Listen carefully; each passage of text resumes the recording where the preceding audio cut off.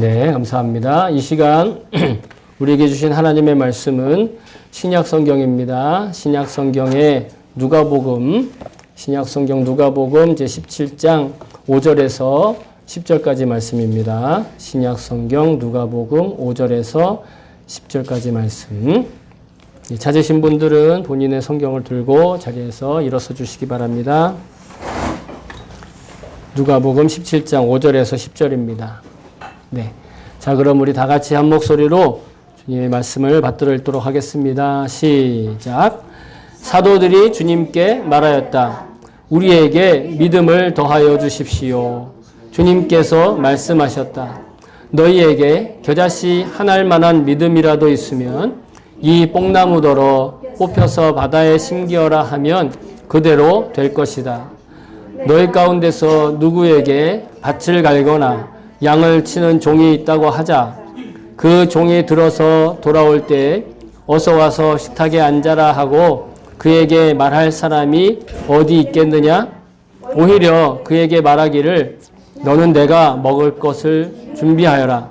내가 먹고 마시는 동안에 너는 허리를 동이고 시중을 들어라. 그런 다음에야 먹고 마셔라 하지 않겠느냐? 그 종이 명령한 대로 하였다고 해서 주인이 그에게 고마워하겠느냐? 이와 같이 너희도 명령을 받은 대로 다 하고 나서 우리는 쓸모없는 종입니다. 우리는 마땅히 해야 할 일을 하였을 뿐입니다. 하여라. 아멘. 주의 말씀입니다. 네, 모두 자리에 앉아주시기 바랍니다. 예, 제가 설교를 위해서 잠깐 기도하도록 하겠습니다. 기도합니다. 참 좋으신 하나님 아버지 감사합니다. 오늘도 이렇게 귀한 시간 우리가 함께 모여 예배하게 하시고 뿐만 아니라 이 귀한 말씀으로 다시금 우리에게 주님의 마음을 또 주님의 뜻을 가르쳐 주시고 눈을 열어주시고 귀를 열어주시고 마음을 열어주심을 감사드립니다. 우리가 믿음으로 살기 원합니다. 주님 믿음으로 자라나길 원합니다. 이 시간 단 이 시간만으로 우리가 만족하고 충분할 수 없으나 이 시간을 통하여 우리가 우리 일상을 통해 하나님의 말씀으로 또 하나님의 일하심으로 우리의 믿음이 자라고 또 커지고 또 강건해지고 또 깊어질 수 있도록 주님 역사하여 주시옵소서. 성령님께서 온전히 이 시간 응답하여 주시고 음성으로 말씀해 주시길 원하오며 모든 말씀 우리 주 예수 그리스도의 이름으로 기도하옵나이다. 아멘. 할렐루야. 아멘. 주님을 찬송합니다. 우리가 지난주에 3주 전부터 계속해서 믿음에 관하여 죄송합니다. 믿음에 관하여 함께 말씀을 나누고 있는데요. 특별히 지난주일에는 우리가 믿음으로 우리 일상생활을 살아가는 것, 즉 일상생활을 믿음으로 살아가는 것에 대해서 함께 나누었습니다. 그 이유는 믿음이란 마치 어떤 노력을 통해 아니면 연단을 통해 훈련을 통해 실력처럼 우리가 뭔가를 갖추어야 하고 그리고 그것으로 인해서 우리가 좀 더 높은 레벨의 종교인이 되는 것처럼 믿음이 많이 왜곡되어 있기 때문에 그렇습니다. 그것이 아니라 믿음이란 당연히 하나님을 믿는 사람이라면 다른 것들에 의지하지 않고 믿음에 의지하여 믿음의 관점으로 믿음의 기준으로 살아가는 것, 그것이 너무도 당연하다라는 것을 다시 한번 함께 나누었습니다.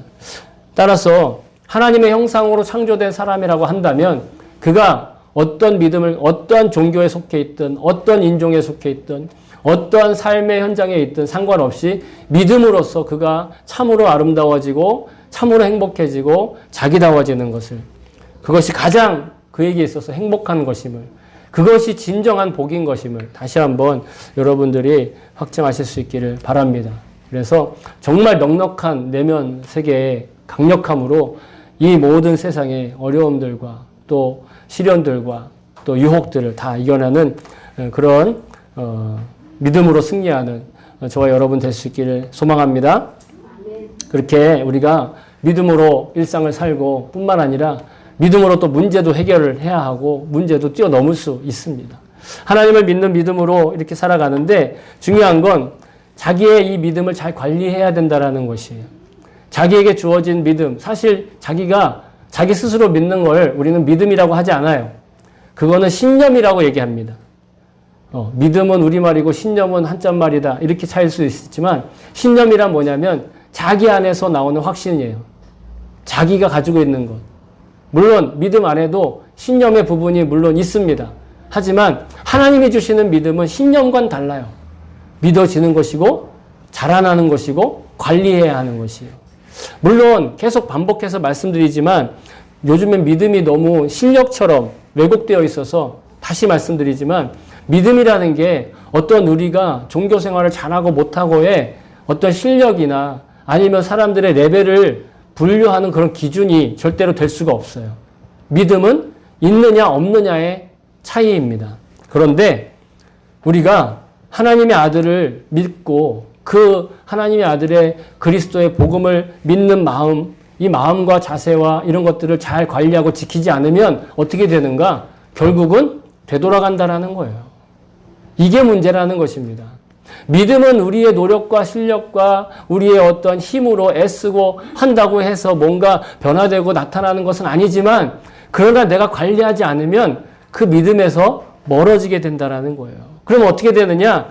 다시 세속적인 가치관으로, 다시 세상에서 살던 습관대로, 다시 세상에서 나를 판단하던 가치로 자기를 판단하고 헤아리고 그렇게 살게 된다라는 거예요. 결국은 어떻게 되느냐? 불평하게 되고, 불안하게 되고, 낙심하게 되고, 절망하게 되고, 실망하는 일들만 계속해서 생기는 똑같은 그 전의 세상으로, 그 전의 일상으로 되돌아가게 된다라는 것이에요. 그러니까 믿음을 지키라고 하는 것이지 믿음을 성장을 위해서 우리가 노력하는 것이지 그것이 나의 실력이 되어서 어떤 하이 레벨의 그런 종교인이 되기 위한 그런 수단으로 믿음을 지키는 것이 아니에요. 예수님께서는요, 우리의 내면에 귀신의 생각이 떠나가게 된 다음이 더 중요하다라고 말씀을 하셨어요. 여기서 말하는 귀신의 생각이란 그냥 어떤 우리가 생각하는 그냥 전설의 고향에 나오는 그런 귀신이나 아니면 뭐 생각하는 그런 더러운 그런 것을 얘기하는 것이 아니라 세속적 가치관이 사실은 다 귀신의 생각인 거예요. 성경에서 말하는. 그 내면에 성령으로 채우지 않으면 귀신의 영이 다시 돌아온다라는 겁니다. 마태복음 12장 43절부터 45절에는요. 예수님이 이렇게 말씀하셨어요. 더러운 귀신이 사람에게서 나갔을 때 물 없는 곳으로 다니며 쉬기를 구하되 쉴 곳을 얻지 못하고 이에 이르되 내가 나온 내 집으로 돌아가리라 하고 와보니 그 집이 비고 청소되고 수리되었거늘. 뭐예요? 예수 그리스도를 입으로 고백해서 구원받았다라는 거예요. 구원받고 새 사람이 되었다라는 거예요. 그러는데 비어있는 상태라는 겁니다. 믿음의 관리를 하지 않았기 때문에. 어떻게 되느냐? 이에 가서 저보다 더 악한 귀신 7을 데리고 들어가서 거하니 그 사람의 나중 형편이 전보다 더 심하게 되느니라. 이 악한 세대가 또한 이렇게 되리라. 악한 세대가 이렇게 되리라. 사실은 이스라엘 백성들이 하나님의 백성이잖아요.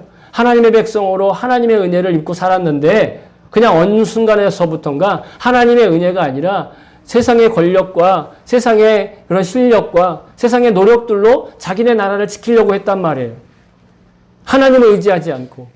그것이 바로 하나님께 구원받고 하나님을 믿는 믿음으로 새로워졌는데 구원받았는데 마음을, 그 내면을, 그 안에 있는 집을 성령으로 채우고 관리하지 않으니 귀신들이 다시 들어오는데 그냥 갔던 귀신만 들어오는 게 아니라 더 악하고 더 심한 7 귀신을 더 데리고 들어갔다라는 거예요. 세속적인 가치관으로 자신을 헤아리던 태도에서 돌이켜 예수를 믿고 하나님의 형상으로 구원받은 자의 삶을 회복했건만 믿음을 관리하지 않아서 믿음으로 자신의 내면을 채우지 않음으로 말미암아서 그 전에 채워져 있던 것들로 그대로 내버려 둠으로 말미암아서 결국은 더 악한 세속적인 생각이 그를 실족하게 하고 지배하고 만다라는 것이죠. 우리는 예수 그리스도의 십자가의 복음으로 믿고 고백하고 구원받았어요. 그러면 그 구원받은 자기 자신을 잘 지켜야 돼요. 내면에 복음을 믿는 믿음이 크게 자라나서 그걸 채우도록 해야 된다는 거예요. 믿음으로 자신을 채워야 된다는 거예요. 그냥 경험으로 채우고 그냥 자기가 생각하는 신념으로 채우고 자기가 가지고 있는 실력으로 채우고 노력으로 채우고 세상에 누가 말하는 그 말하는 평가로 자신을 채우고 결국 귀신이 다시 들어온다라는 거예요. 이거는 새겨서 들으시는 거예요. 귀신이 다시 들어온다는 게 막 귀신 들린다 이 뜻이 아닙니다. 여러분. 세속의 가치관으로 자기를 다시 판단하게 된다는 거예요. 예수를 믿어도. 근데 그렇기 때문에 이거는 어떠한 실력이나 크기나 범주에 관한 문제가 아니에요. 어떤 문제냐? 삶의 방향에 관한 문제라는 거예요. 삶의 방향을 어떻게 꾸려갈 거냐. 믿음이 자기 자신의 믿음이 커간다라는 건 단지 어떤 실력을, 노력을 쟁취해내는 것이 아니다라는 말씀을 계속 드리는 겁니다. 아주 귀에 박히도록. 왜냐하면 믿음은 실력이 아니에요, 여러분. 믿음으로 사람을 판단할 수 없어요. 믿음으로 사람의 우열을 평가할 수 없는 거예요. 다만 내가 그 구원받은 나의 존재를 지키기 위해서 어떻게 해야 된다? 믿음이 성장하도록 관리해야 된다는 거예요. 자기를 관리해야 된다고요. 여러분 만약에 꼭 그렇진 않겠지만 여러분이 휴가를 내서 디즈니랜드에 간다고 생각을 해보세요. 여러 가지 방법이 있겠지만 우선 도쿄역에 가가지고 디즈니랜드 가려면 도쿄역에 가면 고성능 신칸센도 있고 있잖아요. 좋은 차들이 굉장히 많아요. 도쿄역에 가면. 근데 디즈니랜드 가려면요. 신칸센 타면 가요, 못 가요? 갈 것 같아요, 못 갈 것 같아요? 안 가보신 분들은 모르시겠지만 여러분 디즈니랜드는 신칸센이 안 씁니다. 자기가 디즈니랜드를 가고 싶으면 신칸센 타면 안 되는 거예요. 그런데 난 이전까지 신칸센 타보고 싶었어. 훨씬 신칸센이 크고 훨씬 신칸센이 좋고 시설이 좋아요. 그 안에 먹을 것도 있고 식당 칸도 있고 막 되게 좋아요. 그런데 디즈니랜드 가겠다고 하면서 그 차를 타면 돼요? 안 돼요? 안 돼요. 디즈니랜드 가는 차는요. 디즈니랜드 가겠다고 사람들이 꽉꽉 이렇게 콩나물 시루처럼 가득 차가지고 시간 타임이 안 맞으면 서서 가야 돼요. 그래도 내 목적지가 어디라면 디즈니랜드라면 뭘 타야 돼요? 디자인 좋고 최신형의 열차인 신칸센 타는 게 아니라 뭘 타요? 제레선 타야 되는 거예요. 마찬가지. 우리의 믿음이 어떤 믿지 않는 사람들의 삶이 더 좋아 보이고 더 대단해 보이고 훨씬 더 멋져 보이고 하더라도 그 방향은 제대로 된 방향이 아니라는 거예요.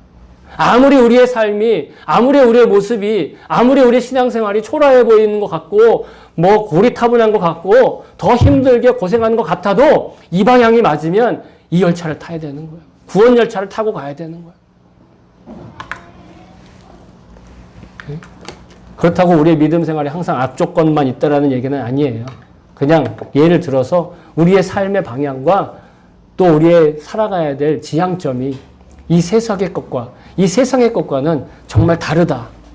이 세상의 것이 아무리 좋아 보여도 그리고 우리의 신앙생활이 아무리 초라해 보여도 우리가 가는 방향이 어떻다?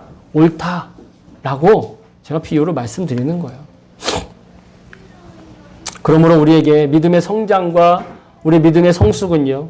우리의 일상생활을 정말 바른 방향으로 살아가야 될 그 선택의 기로에서 항상 올바른 선택을 하게 하고 올바른 방향으로 나아가게 하는 가장 지혜로운 그런 시선을 발견하는데 아주 필수적인 과정이다. 없어서는 안 되는 과정이다. 그러니까 믿음의 성장과 믿음이 성숙하는 건 여러분 구원받은 자로서 당연히 해야 될 일이라는 거예요. 당연히 그렇게 살아야 된다는 거예요. 그런데 믿음이 자라는 데는 여러분 잘 아시다시피 연단과 시련이 있어요, 없어요? 있어요. 있는 게 사실이에요. 로마서 5장 3절에서 5절에 보시면 다만 이뿐 아니라 우리가 환난 중에도 즐거워하니 이는 환난은 인내를 인내는 연단을 연단은 소망을 이루는 줄 알미로다. 소망이 우리를 부끄럽게 하지 아니함은 우리에게 주신 성령으로 말미암아 하나님의 사랑이 우리 마음에 부은 바 됨이니 소망으로 우리 안에 하나님의 사랑이 소망으로 가득 차기 위해서 연단과 시련과 인내와 환난이 있다라는 거예요. 근데 여러분, 자, 객관적으로 생각을 해보겠어요. 우리가 꼭 복음을 믿기 때문에 크리스찬이 됐기 때문에 고생이 더한 거예요? 연단이 더 생긴 거예요? 혹시 그렇게 생각하신다면 오늘부로 생각을 바꿔주시기 바랍니다. 아니에요. 복음을 믿으면 없던 환난이 생기고 복음을 믿으면 없던 고난과 연단이 있는 게 아니에요. 새로 생기는 게 아니에요. 가만히 생각해 보세요. 믿든 믿지 않든 우리의 삶 자체가요. 이미 우리는 고통과 연단의 연속을 경험하고 있어요. 믿는 사람이라고 해서 더 고통스러운 게 아니에요. 믿는 사람이라고 해서 더 연단이 있는 게 아니에요.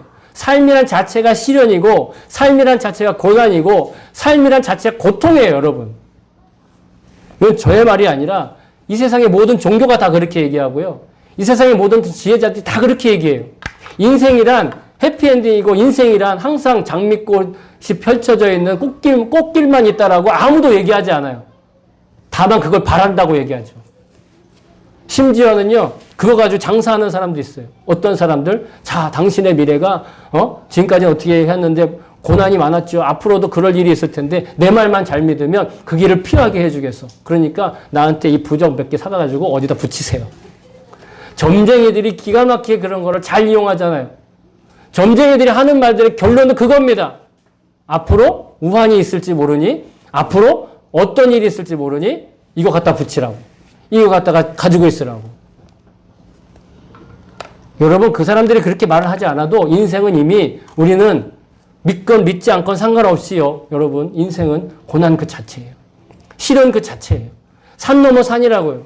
초등학교를 졸업하면 행복할 것 같았어요. 6학년. 여러분 아마 다 잊어버리셨을 거예요. 6학년 때 그 기쁨을. 중학교 들어가자마자 어떻게 돼요? 제일 막내로서 제일 기염을 받으면서 그리고 제일 가장 두려운 마음으로 중학교를 입학하잖아요. 중3쯤 되죠? 저렇게 됩니다. 앉아있는 게 아주 그냥 어른처럼 되죠? 고등학교 들어가 보세요. 자기가 막내예요. 고등학교 졸업하면은 막 뭔가를 할 수 있을 것 같죠? 웃기지 마세요. 대학이라는 거대한 산이 앞에 있죠. 대학 졸업하면 다 될 것 같죠? 천만의 말씀, 만만의 콩떡입니다. 사회생활이 또 기다리고 있어요. 그 다음 문제 해결하면 또 문제가 나오고. 여러분, 인생이란 자체가 고난이잖아요. 아닙니까? 그냥 마냥 행복하게만 하세요? 그러면 아직 인생이라는 걸 모르는 거예요. 마냥 즐겁게만 하세요? 아직 인생의 참맛을 모르는 거예요. 인생이란 그 자체가 고통이고 고난이에요. 그래서 어떤 종교는 인생 자체를 고해라고 얘기해요. 고난의 바다다. 우리가 그 고난의 바다에 처해 있다는 거예요. 자기네들이 구원해 주겠다고. 그런데 여러분, 성경은 그 고난과 고통이 오히려 우리를 소망하게 한다라는 거예요. 하나님을 구하게 한다라는 거예요. 하나님을 사랑하는 마음으로 채워지게 한다라는 거예요. 그게 진짜 자유라는 거예요. 이게 좀 헷갈리실 수 있어요. 그러나 잘 들으셔야 돼요. 복음을 믿는 믿음이 우리 인생에서 겪게 되는 누구나 겪게 되는 그 고난을 고난으로서가 아니라 소망으로 보게 하는 눈이 열려지게 된다라는 거예요. 고난이 아니라 문제가 아니라 그것이 나에게 기회가 되고 그것이 나에게 소망이 된다라는 거예요. 여러분, 이것이 믿음의 능력이에요. 고난이 없어지지 않아요. 고난이 없어지면 안 돼요. 왜? 그 고난이 곧 소망이니까. 시련이 사라지면 안 돼요. 연단이 사라지면 안 돼요. 왜? 그 시련과 연단 그 자체가 하나님의 사랑이니까. 그거 사라지면 하나님 사랑도 없어지는 거예요. 그게 사라지면 축복도 사라진다라는 거예요. 그래서 바울이 자기 제자인 디모데에게 아주 자랑스럽게 자신하며 이렇게 얘기하는 거예요. 어떻게 해요? 그러므로 너는 내가 우리 주를 증언함과 또는 주를 위하여 갇힌 자 된 나를 부끄러워하지 말고, 지금 감옥에 갇혔고 복음을 전하다 고난을 당하고 있는데 그걸 부끄러워하지 말라는 거예요. 그러면서 어떻게 하라? 오직 하나님의 능력을 따라 복음과 함께 고난을 받으라. 고난 받으라는 거예요. 왜? 그게 축복이니까. 고난 자체는 축복이 아닙니다. 그죠? 괴로운 거예요. 그러나 그것이 우리에게 믿음을 통하여 소망이 되고 유익이 되고 그것이 우리에게 가장 큰 권세가 된다라는 거예요. 권능이 된다라는 거예요. 인간이란 존재는요, 여러분, 구원받았는가의 여부와 상관없어요. 그냥 누구나 다 이미 고난과 시련 가운데 살고 있어요. 그 얘기가 창세기에 나오는 이 땅에 저주가 임했다라는 말이 바로 그 말이에요. 믿는 사람이나 믿지 않는 사람이나 거기서 벗어날 수 없어요. 아니, 믿는 사람이 되었다고 해서 갑자기 고난이 사라지는 줄 아세요? 그렇지 않아요. 동일해요. 동일한 고난을 겪어요. 믿는 사람도 더운 날 덥고요. 추운 날 추워요. 그죠? 더운 날 에어컨을 써야 믿는 사람이나 안 믿는 사람이 다 시원하지. 추운 날 히터 앞에 있어요. 믿는 사람이나 믿지 않는 사람이 다 따뜻하죠. 이 지구가 들끓고 있는데 믿는 사람은 이 지구가 들끓고 있어도 상관없어. 그런 사람이 있을 수 있어요? 아니에요. 다 마찬가지예요. 다 시련이 있어요. 물론 뭐 삶의 자리에 따라서 좀 히터에 가까운 사람은 좀 더 뜨겁고 히터에 먼 사람은 좀 덜 따뜻하고 하겠지요. 그런 차이는 있을지 몰라도 인생 자체가 고난이라는 건 변하지 않아요. 그런데 그런 삶의 고난과 시련을 단지 어떤 부정적인 일로 여기지 않고 그 자체가 소망으로 기쁨으로 여기게 해주는 것이 뭐다? 바로 복음을 믿는 믿음이라는 거예요. 예수 그리스도의 복음을 믿는 믿음이 그것을 그 소망으로 알게 한다는, 소망으로 보게 한다는 거예요. 그 믿음이 없으면 어떻게 돼요? 어떻게든 그 고난을 빨리 해결해야 되잖아요. 어떻게든 그 문제를 자꾸 없애려고만 하잖아요. 어떻게든 그것을 내 실력으로 극복하고 싶잖아요. 그게 믿지 않는 사람들의 공통점 아닙니까? 근데 여전히 우리도 만약에 내 믿음을 가지고 그것을 해결해 보겠다. 내 믿음을 가지고 그것을 벗어나 보겠다라고만 생각한다면, 그래서 믿음을 실력으로 생각한다면, 그럼 우리도 소망이 없는 거예요. 그러니까 믿음이 자라나야 된다고요. 믿음이 자라나지 않고 믿음이 그냥 연약한 상태에 있으니까 세상 사람들이 겪는 고난이 자기한테도 고난이고 세상 사람들이 겪는 시련이 자기한테 시련이 되는 거예요. 안 그렇습니까? 여러분, 우리의 믿음이 크게 자라면요, 어떤 놀라운 일이 생기는 줄 아세요? 믿음이 크면 클수록 자기가 감당할 수 있는 고난의 크기가 커져요. 믿음이 크면 클수록, 죄송합니다. 이게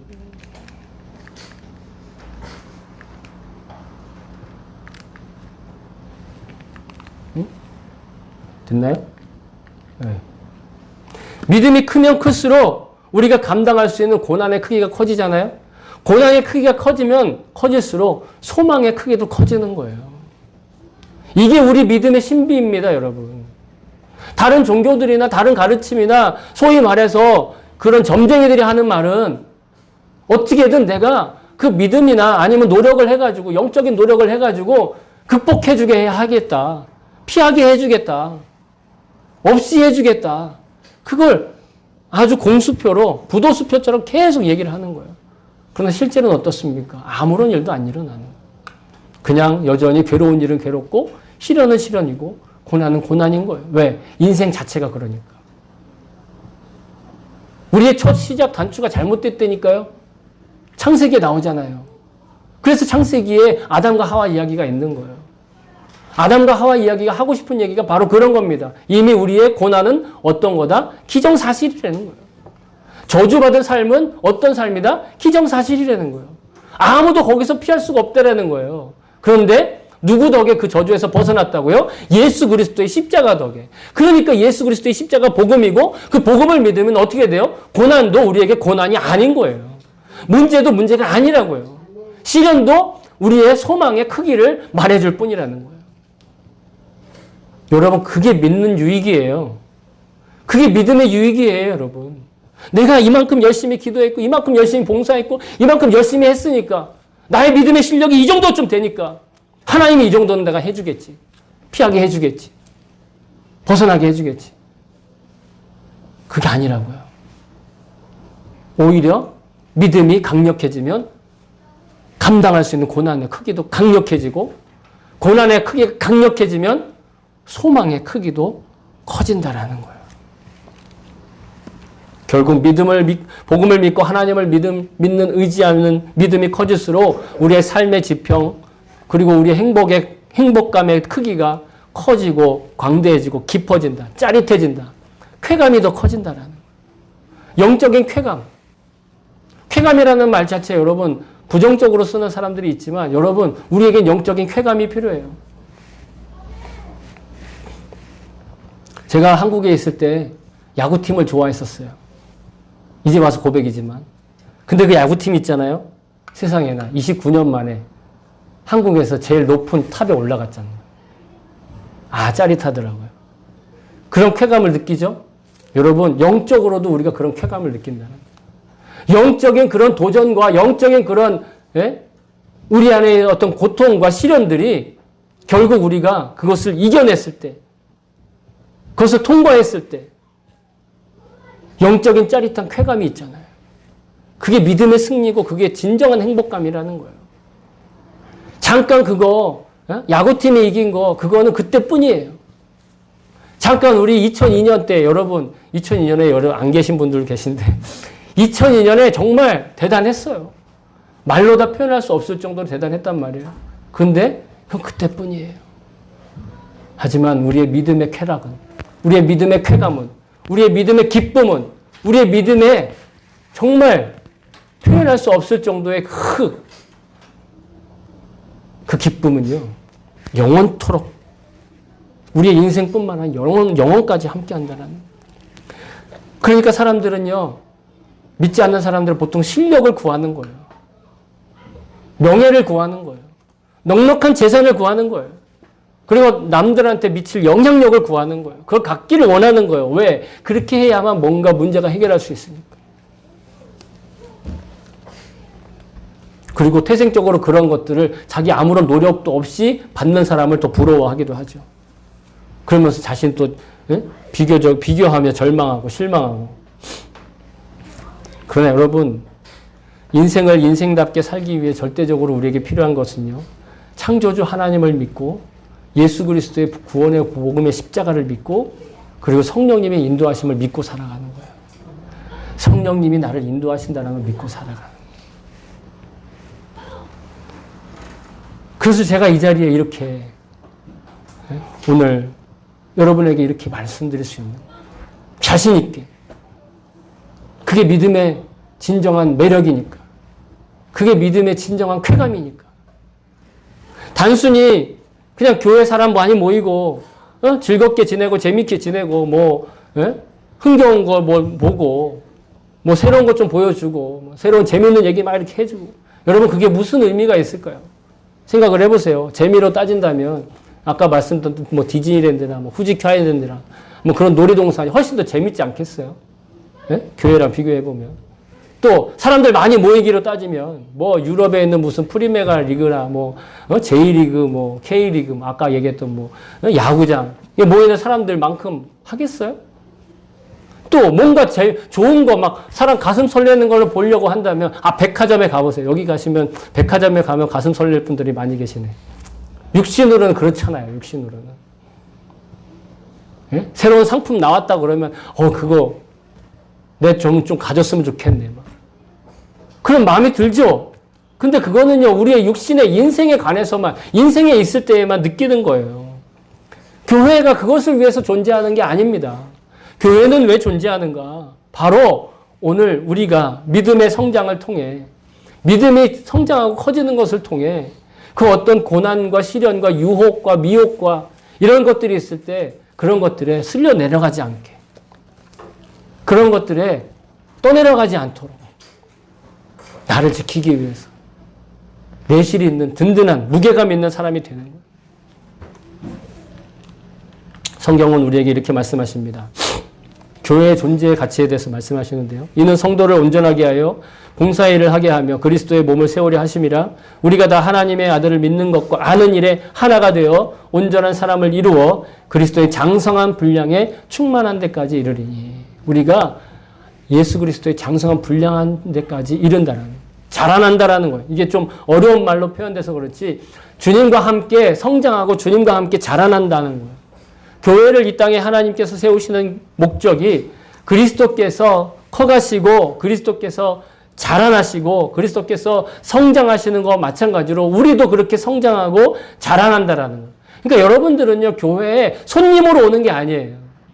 여러분들은 교회 목사에게 뭔가 이야기를 듣고 손님처럼 이 자리에 오는 게 아닙니다. 여러분이 곧 그리스도의 몸으로서 장성한 분량에 이르기까지 그 믿음으로 자라나야 된다라는 거예요. 그걸 위해 교회가 세워진다라는 겁니다. 그걸 위해 직분자들이 세워지고 그걸 위해서 그 수많은 사역자들이 세워지는 거예요. 저와 같은 사람들이. 그 목적이 있어요. 14절, 15절에 보시면 이는 우리가 이제부터 어린아이가 되지 아니하여 사람의 속임수와 간사한 유혹에 빠져 온갖 교훈의 풍조에 밀려 요동하지 않게 하려 함이라. 오직 사랑 안에서 참된 것을 하여 범사에 그에게까지 자랄지라. 그는 머리니 곧 그리스도라. 예수님과 함께 자라난다라는 거예요. 그게 교회의 목적이라는 거예요. 그게 여러분들이 교회에 나오는 목적이라는 거예요. 그게 여러분들이 교회를 그렇게 나와야 되는 이유이기도 한 거예요. 믿음이 자라기 위해서 교회에 나오는 거예요. 믿음이 커지기 위해서 교회에 나오는 거예요. 뭔가 재밌는 걸 찾고, 뭔가 의미 있는 걸 찾고, 뭔가 즐거운 걸 찾고, 뭔가 좀 새로운 어떤 볼거리를 찾고, 그건 교회 역할이 아니에요. 세상과 그렇게 좀 더 좋은 것을 주고, 좀 더 보람 있는 것들을 주고, 좀 더 재밌는 것들을 제공하려고 교회가 경쟁한다면 그건 교회의 사명이 아니라는 거예요. 여러분들은 그것을 찾아서 이곳에 오지 않았어요. 여러분들은 믿음이 자라나기 위해서 이 자리에 오는 거예요. 그러니까 믿음이 자라기 위해서 이 자리에 와야 되는 거예요. 여러분들은 믿음을 계속 자라나야 돼요. 그리스도께서 계속 성장하고 계시니까. 그리스도께서 우리가 계속 자라나길 원하시니까. 교회는 하나님을 향한 우리의 믿음이 자라게 하는 장소가 되어야 하고 이미 그렇게 되고 있어요. 믿음의 결국은요, 우리의 일상을 충만하게 채워줘요, 결국은. 믿음이 있으니까 우리의 삶이 충만해지는 거예요. 왜? 누구나 다 고난받죠.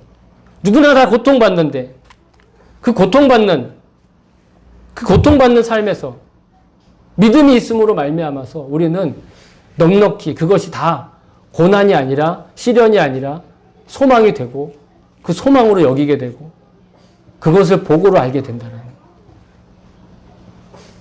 태도가 달라지는 거예요. 태도가 완전히 달라져요.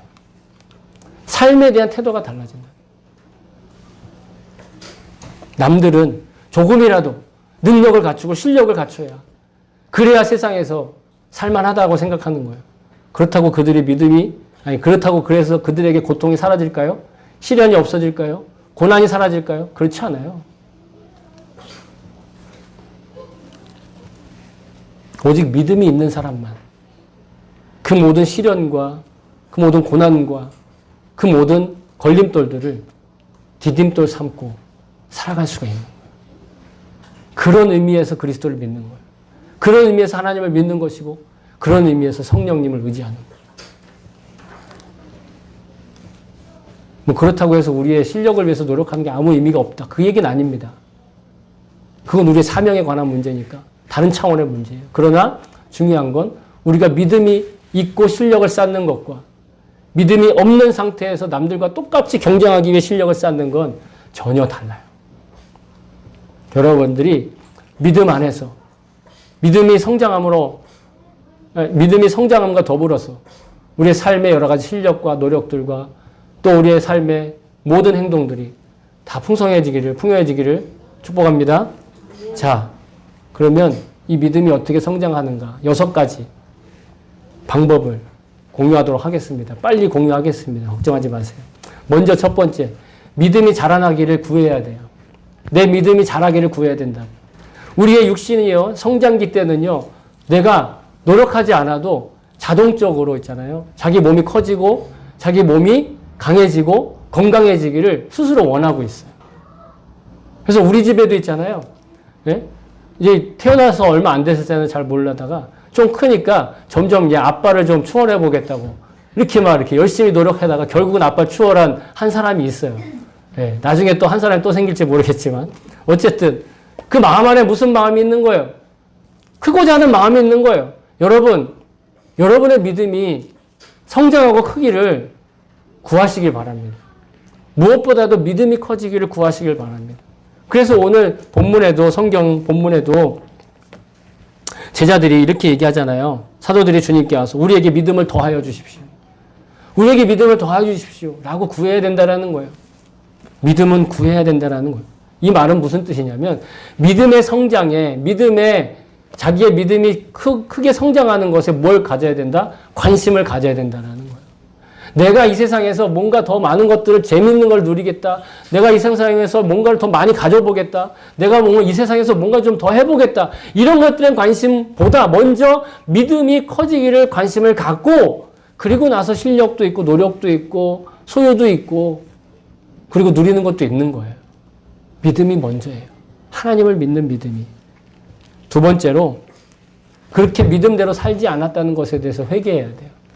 지금까지 나의 경험을 의지하고 나의 실력을 의지했고 나의 신념을 더 생각하고 내 주변의 조건들과 여건들과 남들과 비교하던 거 그런 것들에 의지하고 그런 것들에 관심 갖고 그런 것들에 자기의 생각이 초점에 맞췄던 것들에 대해서 어떻게 해야 된다? 회개해야 된다. 주님 내가 믿음으로 하나님을 믿는 믿음으로 살지 않음을 회개하오니 나를 용서하여 주시옵소서. 회개해야 되는 일이에요. 왜? 하나님은 우리가 믿음으로 살기를 원하시거든. 하나님이 우리가 실력으로 살길 원한다. 노력으로 살길 원한다. 소유로 살길 원한다. 그러면 다 해주셨을 거예요. 그러나 믿음으로 살길 원하기 때문에 언제든지 우리에게 믿음을 주시기가 준비가 되어 있는 거예요. 세 번째로는요. 우리의 삶에 말씀의 뿌리를 내야 돼요. 우리의 삶을 사는데 말씀 위에 서야 된다는 거예요. 다른 어떤 지식이나 정보나 이런 것들 중요하죠. 오늘날과 같은 이런 시대에 그런 지식과 정보가 얼마나 큰 도움이 되는지 모르겠어요. 저도 알아요. 그러나 먼저 우리의 삶을 시작할 때 말씀으로 자기의 삶을 시작하고 말씀으로 자기의 인생을 세워야 한다는 거예요. 그래야 믿음이 자라난다는 거예요. 왜?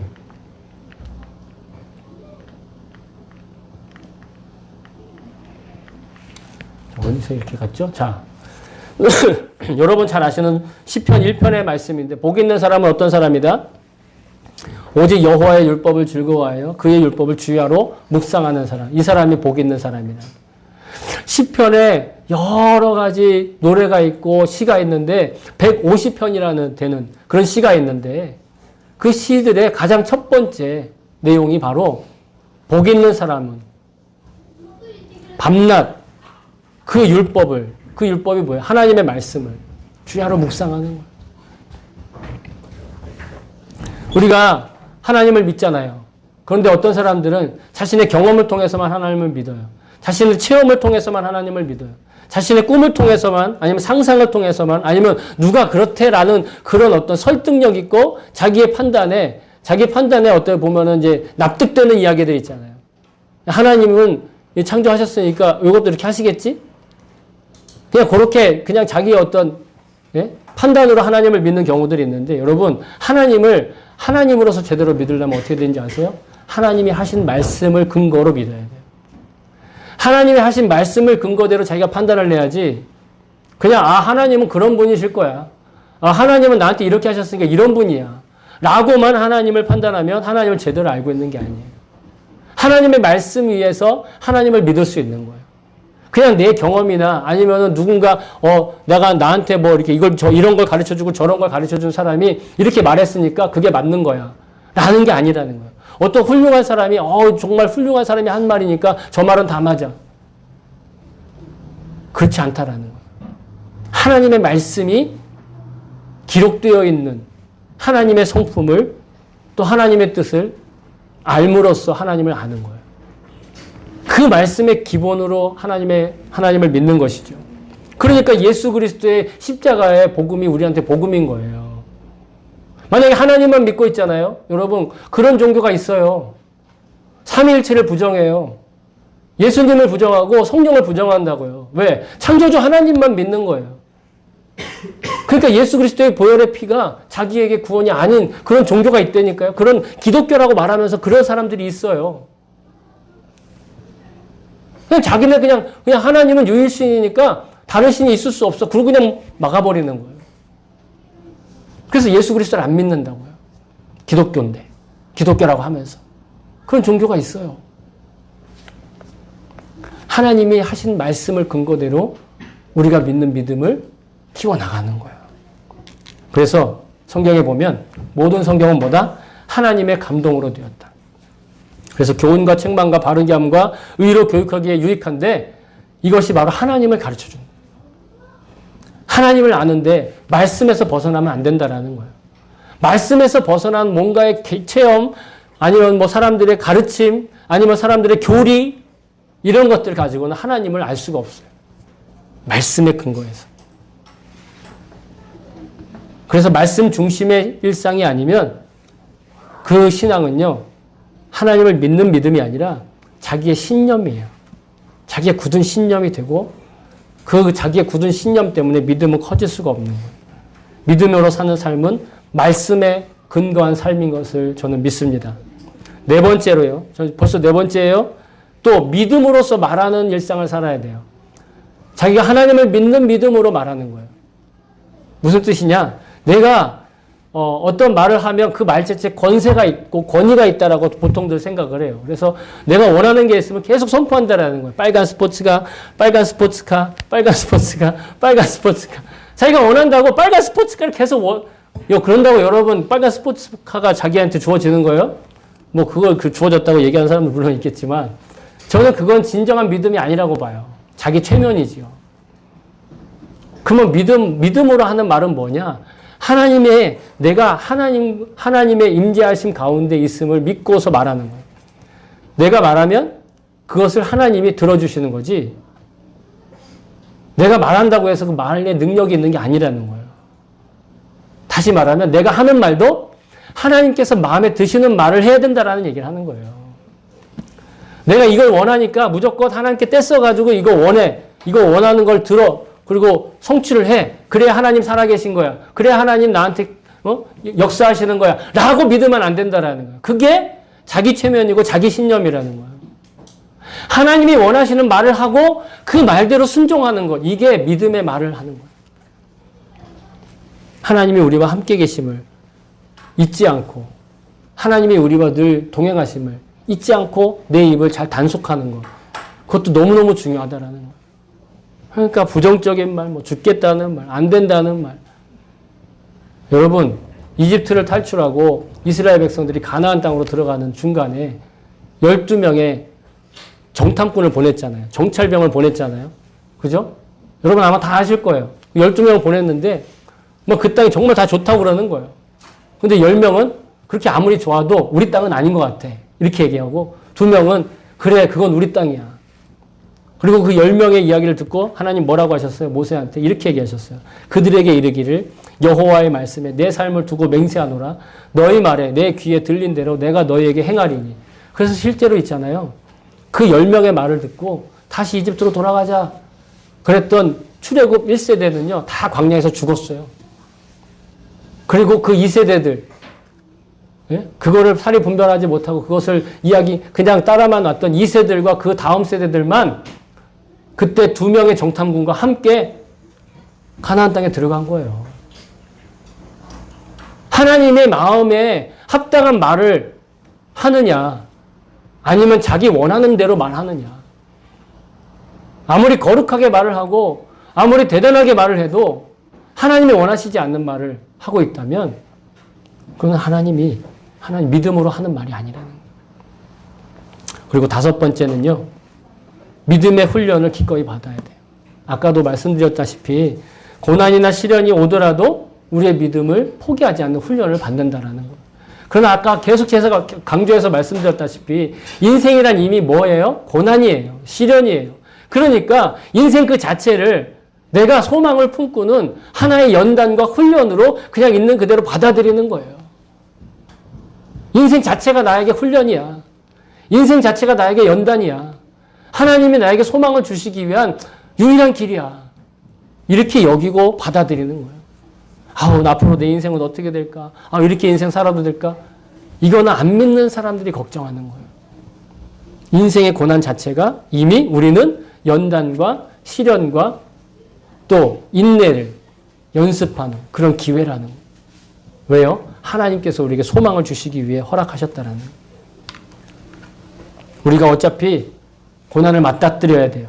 시련을 만나야 돼요. 그러나 그것이 나의 힘이나 경험이나 지식이나 실력으로 맞닥뜨리지 않고 하나님 주신 믿음으로 또 그리스도를 복음을 믿는 믿음으로 나에게 상급이 주어지는 이다라고 얻게 되는 거예요. 그래서 인생의 시련을 내 나름대로 견디면 그건 인생의 과정에 불과하지만 하나님을 믿는 믿음을 훈련하는 마음으로 이겨내면 하나님 주시는 면류관과 상급의 주인공이 되는 거예요. 그냥 인생처럼 흘러가든지 아니면 그 인생이 나에게 하나님 주신 상급과 면류관의 기회가 되든지 야고보서 1장 12절에 이렇게 돼 있어요. 시험을 참는 자는 복이 있나니 이는 시련을 견디어낸 자가 주께서 자기를 사랑하시는 자들에게 약속하신 생명의 면류관을 얻을 것이기 때문이라. 하나님이요, 이미 우리에게 복을 더 주시겠다고 우리가 견딜 수 없고 감당할 수 없는 시련과 고난을 어거지로 덮어주시는 게 아니라고요. 다시 말씀드립니다. 이미 우리 인생 뭐라고요? 시련이라고요. 고난이에요. 고통이에요. 그런데 하나님 안 믿는 사람은 그걸 그냥 그대로 그냥 흘러가는 거고, 하나님 믿기 때문에 그냥 주어진 시련과 고난과 역경이 면류관을 받는 기회가 되는 거예요. 여섯 번째로 마지막 성령 충만을 받아야 돼요. 너무 당연한 이야기죠. 성령 충만 받아야 돼요. 성령 충만 받으라고 그러면 무슨 기분에 막 이렇게 막 들뜨는 거 이런 거 생각하는데 그게 아니라 성령을 구하라는 건데 성령의 도우심을 구하고 또한 성령님의 임재하심을 생각하라는 거예요. 우리가 구원받았으면요, 그 순간부터 성령님이 우리와 함께 계시는 거예요. 내가 인정하든 인정하지 않든. 우리의 인생이 고난 자체다. 인정하든 인정하지 않든 우리는 이미 고난을 겪고 있잖아요. 인생의 시련을 겪고 있잖아요. 마찬가지예요. 구원받았다면 성령님이 우리와 함께 계시는 거는요, 그냥 이거는 기정사실이에요. 우리가 부정한다고 해서 부정되지 않는 거예요. 아무리 우리가 전 세계의 사람들이 다 모여가지고 야 이제부터 저기 해는 동쪽으로 뜨지 말고 서쪽으로 떠 결정하자. 그런다고 해서 해가 서쪽에서 떠요? 그렇지 않아요. 마찬가지예요. 우리 안에 성령님 계시는 거예요. 그리고 그것을 늘 주목하고 살라는 거예요. 주님 바라보고 살라는 게 바로 성령 충만하다는 거예요. 우리보다 더 우리에게 성령 충만하게 하시는 원하시는 분이 하나님이에요. 너희가 악한 자에게 좋은 것을 자식에게 줄 알거든 하물며 너희 하늘 아버지께서 구하는 자에게 성령을 주시지 않겠느냐? 가장 좋은 게 성령이기 때문에 우리에게 성령을 주신다라는 거예요. 이 6가지 여러분 제가 정리해 봤어요. 이 6가지를 정리해 봤어요. 한번 읽어봅시다. 1번 시작. 믿음의 성장과 성숙을 구하라. 2번 믿음으로 살지 못한 것을 회개하라. 3번 말씀에 뿌리를 내리고 살라. 4번 믿음에 합당한 것을 말하라. 5번 믿음으로 연단을 받으라. 6번 성령으로 충만하기를 구하라. 여러분 이 6가지를 통해서 이 믿음이 성장하게 되는데 이 믿음이 성장하게 가는 과정 이유가 중요하지 않겠습니까? 우리가 왜 믿음이 성장해야 하고 우리가 왜 믿음이 자라나야 하고 우리의 믿음이 왜 커져야 하는지 그게 중요한 거 아니겠습니까? 말씀드렸다시피 인생은 이미 고통과 고난으로 점철되어 있어요. 여러분 만약에 여러분이 나는 이런 예수 믿고 고통받는 거 너무 싫어. 예수 믿고 이런 시련을 받는 게 싫어. 이런 연단 받는 게 싫어. 그런다고 예수 안 믿잖아요? 더 악한 7 귀신이 여러분들 괴롭힌다고요. 예수 믿고 받는 시련이 예수 안 믿고 겪는 고난보다 훨씬 더 가벼운 거예요. 그래서 예수님 말씀하시는 거예요. 내 멍에를 메라. 내 멍에는 쉽다. 가볍다. 이미 우리는 태어날 때부터 수고하고 무거운 짐진 잘하고요. 이미 수고하고 짐지는 그런 인생을 살고 있는 거예요. 아무도 거기서 벗어날 수 없어요. 죽을 때까지. 그런데 그 시련과 고통이 아니라 그것이고 소망인 것을, 그것이 우리의 진정한 복인 것을 누가 알려주신 거예요? 예수님이 알려주신 거예요. 어떻게? 십자가에서 철철철 피 흘리시면서 그렇게 알려주신 거예요. 가르쳐주신 거예요. 그러니까 우리는 복음 믿는 거예요. 그러니까 우리가 믿는 복음은요, 다른 어떤 종교의 믿음하고 다를 수밖에 없는 거예요. 우리가 2000년 전에 십자가에서 달려 죽은 사람이 피 흘려 죽었다고 그걸 믿는다고 그것 때문에 우리가 재산이 더 많이 늘어나요? 행복한 일이 더 많이 생겨요? 그걸로 믿는다고요? 그건 믿음이 아니에요. 그건 믿음이 아니에요. 그걸 우상 숭배라고 하는 거예요. 다를 바가 없는 거예요. 만약에 그런 걸 원한다면. 그러나 여러분, 이미 우리는 고통받는 삶 자체가 아니라 이미 인생이 바로 복된 삶으로 예수 그리스도를 통해서 변화된 것을 믿습니다. 사랑하는 성도 여러분, 믿음으로 문제를 통과하고 믿음으로 모든 일상의 풍요로운 열매를 맺는 주인공으로 사는 건 그리스도의 복음을 믿는 우리가 이 땅에서 누릴 가장 크고 강력한 특권이며 자녀된 권세인 것이 분명합니다. 믿음이 자라나고 성숙할수록 여러분 그 열매와 부유함은 더 확장되고 깊어집니다.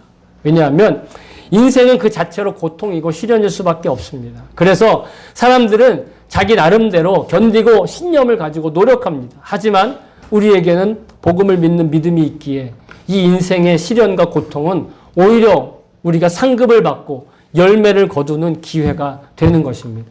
믿음의 성장을 위해 큰 믿음을 구하고 믿음으로 살지 못했던 것을 회개하고 말씀 중심으로 일상을 살아가고 믿음의 의지에서 말하고 믿음의 훈련을 기꺼이 받고 성령으로 충만한 삶을 구하고 받을 때 여러분 우리의 믿음이 하루에 하루만큼 자라나게 되는 것입니다. 저와 여러분이 믿음의 장성한 그 분량에 이르기까지 늘 우리와 동행하여 주시는 예수님을 바라보며 일상의 모든 순간에 부요하고 충만할 수 있기를 다시 한번 주님의 이름으로 축복합니다. 아멘.